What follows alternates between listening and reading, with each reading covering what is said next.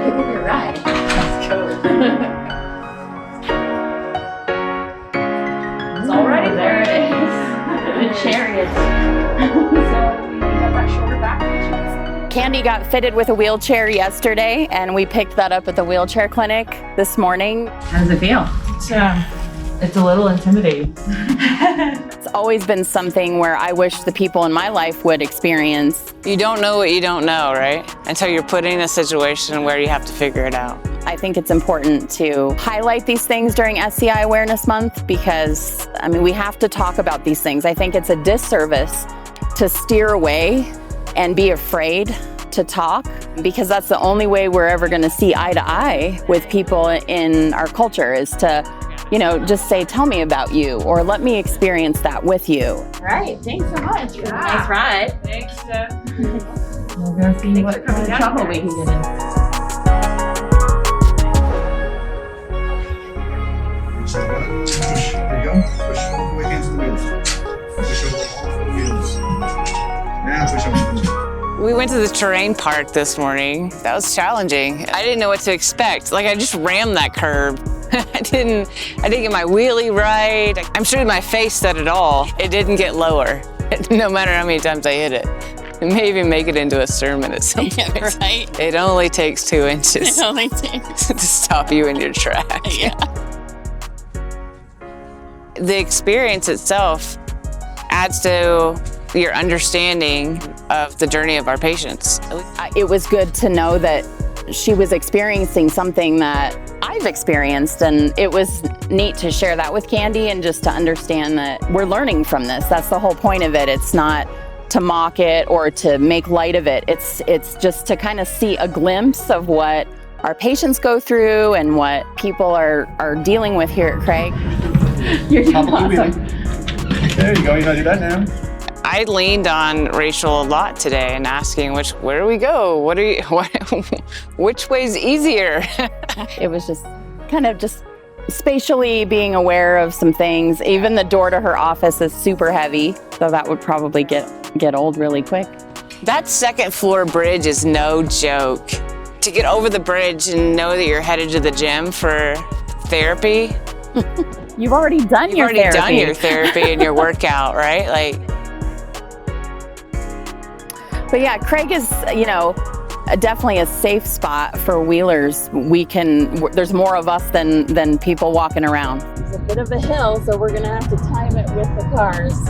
It's totally different when you take it on the streets, take it outside, and you do get more kind of like, what are these people doing? And that doesn't look safe. As we're crossing the road, you kind of get that sense that maybe people are noticing a little bit. Kind of following you. We're gonna make the arduous journey back up the hill of hills. I went out first and I had to roll almost into the street to see if there was a car coming. Now you're in the street. And now it's going or not going, you're in the street. And so that was a perspective I hadn't had before, but now it's just obvious to me. Yeah, of course, you can't see over the parked car that's at the cutout to see if there's a car coming, to see if it's safe for you to cross.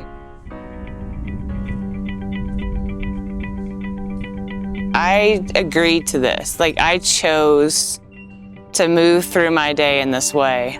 For the people that we serve at Craig, you get a choice. They were thrusted into a situation and into a moment that they didn't anticipate at all. I've carried that with me all day. If I got frustrated, I had an out, but I didn't take that today. So thinking about moving through the hospital in that way, in a way in which I've chosen to for the day, to gain a different perspective.